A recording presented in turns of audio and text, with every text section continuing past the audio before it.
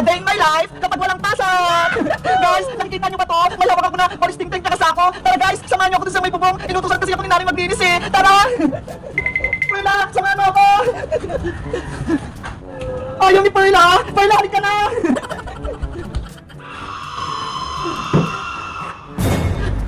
Mabuti na lang, may bintana. Saktong-sakto kaya dito sa may bubong namin.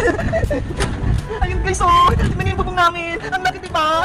Guys, ayun pala, oh, yung bahay doon sa may dulo. Doon yung bahay nila Princess. Tapos si Iska naman, doon, hindi siya tanawi. Ang layo na, tapos may harang. Tara na guys, magsimula na tayo maglinis. Dito muna yung unahin ko. Isang ganyan na ako. Lalagay ko rito sa saka. Yahoo!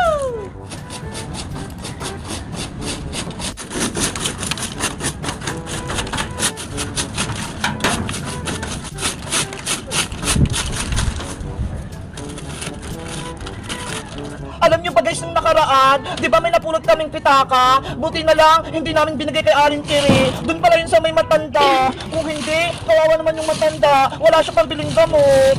Kaya tuwan-tuwa sa amin yung, yung matanda. Sabi nga, gusto niya bigyan kami ng pabuya eh. Pero hindi na namin kinuha kasi nga, pagbili niya yun ng gamot, di ba nakakaawa siya?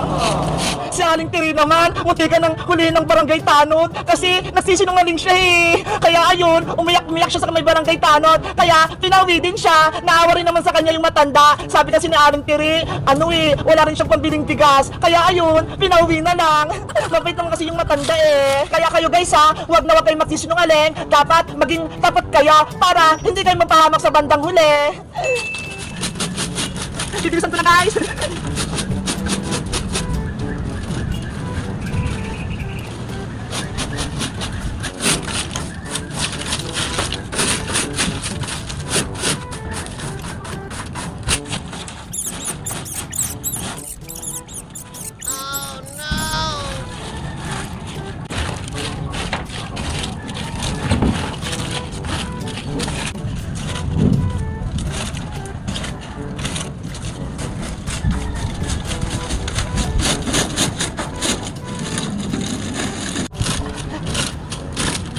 Pagod na akong maglinis. Ang dami ko ng dahon na dampot. Ito kasing puno na to eh. Bagsak ng mga dahon.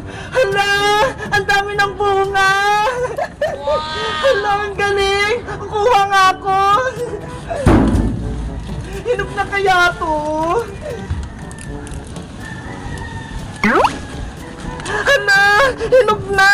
Bubuksan ko nga! Hala! Tignan nyo ha! Ano kaya nito? Matamis kaya? Hala guys! Ang tamis! Sakto may merienda na ako! Ang tamis! Ang dami ting bunga sa may taas oh! Ayun oh! Ang lalaki! Kumikinang na sila! Kukuha pa ako, pero kakainin ko muna ta! Ang tamis-tamis talaga!